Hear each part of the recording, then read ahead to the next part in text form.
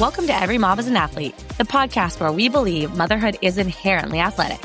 From lifting car seats to chasing toddlers, your daily life is a workout. I'm Dr. Karlie, pregnancy and postpartum expert, sports chiropractor, strength coach, and mom of three. This is your space for strength, recovery, and real talk in pregnancy, postpartum, and motherhood.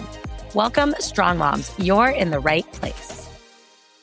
Hello, strong moms, and welcome back to Every Mom is an Athlete. I'm Dr. Karlie, and I am so happy to be here today and to get to talk to you guys about this. Lately, I've been doing a series of videos on social media where basically I start listing off or talking about things that pregnant women should know, but often don't. And then it just turns into a barrage of other questions that pregnant women have. And I get it. It is so confusing. We hear so much misinformation. There's a lot of fear mongering. And so what I'm going to do today is pull some of those questions and answer them here for you in a little more detail than I can in a 50-second reel online. We're going to talk about flying during pregnancy, food safety, workouts, supplements. We're going to go into all of this. And trust me, I'm going to still somehow keep it to around 15 minutes. So let's get right into it.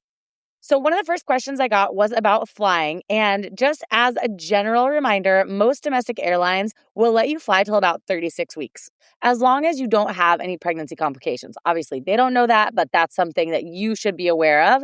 And if you do, consider not flying that late. The risks or the real concerns with that are, one, you could get a blood clot. You're just a little more likely to have a blood clot.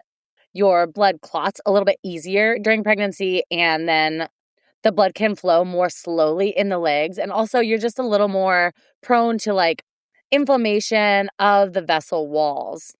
And then you add that on to prolonged sitting, dehydration, all that stuff. So I'm not trying to fearmonger you. I'm just saying these are what the risks are. And the other concern would be just not having access to care, right? Obviously, you don't want to have your baby on a vacation across the country or something like that. So what can we do about it?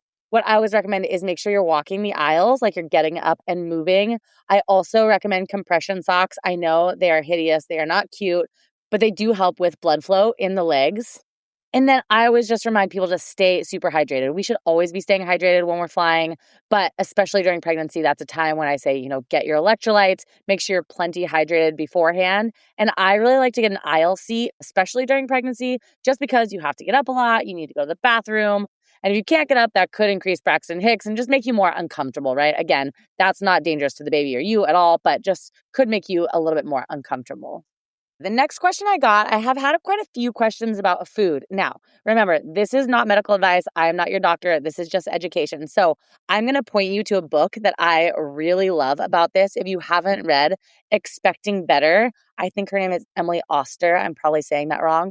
That was a book that my husband and I, we actually, right after we found out we were pregnant with my first son, we were driving back from across the state, a 6-hour drive.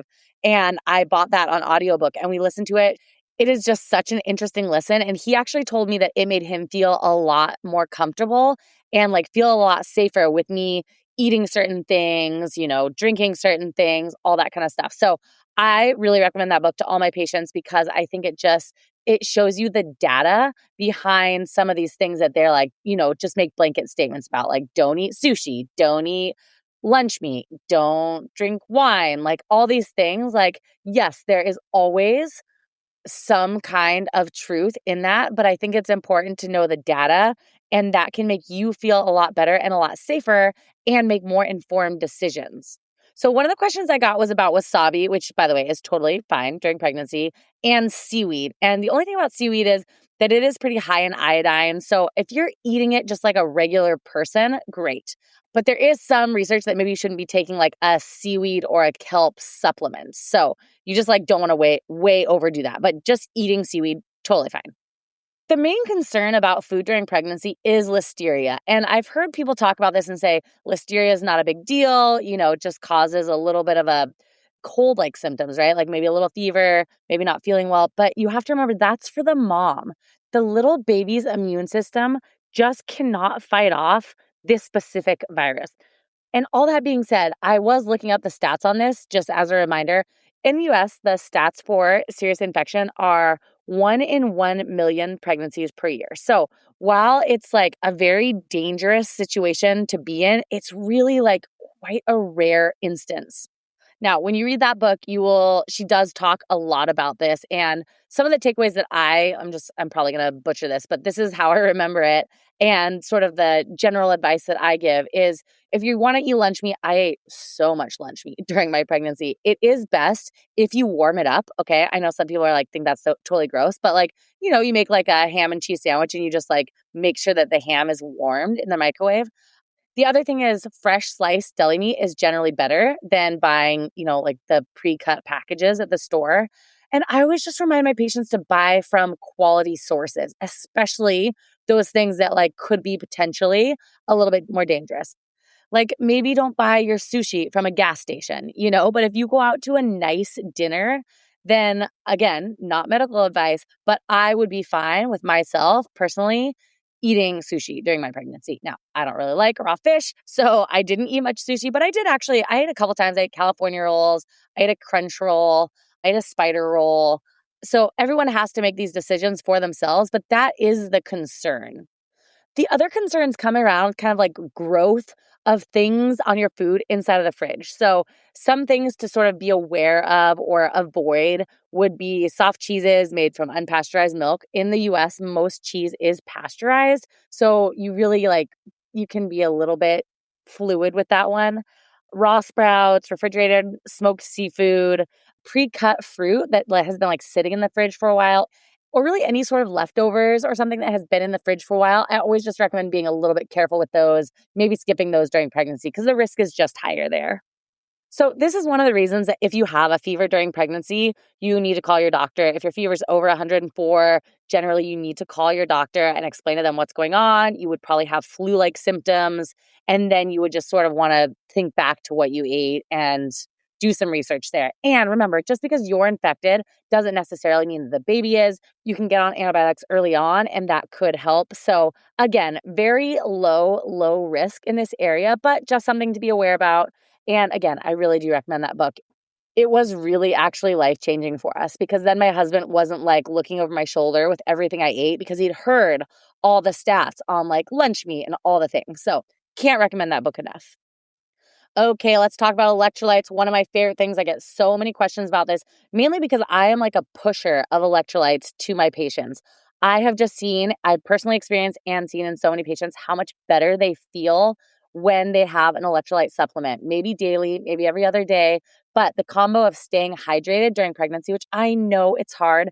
Just yesterday, I had a pregnant patient tell me that the smell of tap water nauseates her. And she was laughing because like, how ridiculous is that? But we all know how that feels. Like, yes, I get it, girl. So whatever you have to do to get yourself to drink water, highly recommend.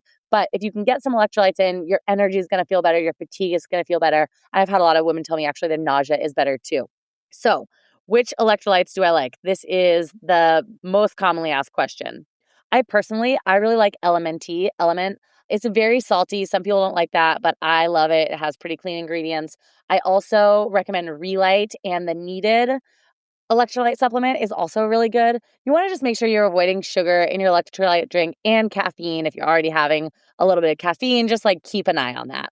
All right, a few rapid fire questions here that I can hopefully just answer quickly. And then if you need more clarity on this, maybe we can go into it later on another episode. So 1, massage gun. Yes, you can use it during pregnancy, even on your hips, even on your thighs, your glutes, your low back. There is a lot of padding between the baby and the outside world. And that little bit of vibration is not going to affect them. So great for your muscles, help them loosen up. Great. Number 2, core work. Yes, you should be doing it. The transverse abdominis, so the big flat muscle that wraps around, it basically wraps from your back all the way around into the front and attaches. You know when you see women online doing those belly pumps where their belly's like out with their baby and then they kind of almost looks like they suck it in or they pull it in? That's the muscle that they're using. And that muscle, actually, one of the actions of it is to push the baby out. So sounds like that would be important, right? To keep that strong. If you've been listening for any amount of time, you know I have a pregnancy plan. It's called Prego Core. It walks you through pregnancy safe exercises week by week and helps you stay strong so that you can have an easier birth, easier postpartum recovery. And I just really attribute having the best recovery in my third birth at almost 40 years old to doing that plan during my pregnancy. Number 3, a bath. Yes, you can totally have a bath. You can even sit in the hot tub. I generally recommend turning it down. Most experts will say down to like 100. I personally, again, this is my personal experience, I like 101 degrees and then I just like get out a little bit sooner. So the thing is, you want to make sure you're not sweating, because if you're sweating, that means that your body temperature is rising and it's trying to cool you.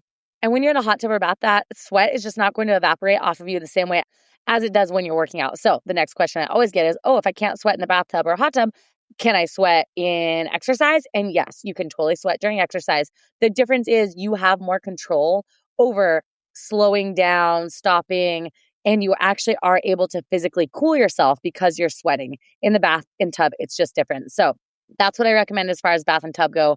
The thing about the hot tub, the difference from a bath is that a hot tub doesn't cool down. So if you get in the bath, it's going to progressively cool. And so that's why experts usually recommend a bath is a little bit safer than a hot tub. But again, I think you just keep an eye on making sure your whole body is not overheated, but it is really great for your muscles to relax your back, to do some stretching in a hot tub if you have one, stretch out your hips a little bit. I think it's great. You just want to be cautious, again, about the sweating. All right, strong moms, thanks for listening. Thanks for being here. Have a wonderful week, and I'll see you next week. Thanks for listening. Every Mom is an Athlete isn't just a podcast. It's a reminder that you're still the athlete you've always been.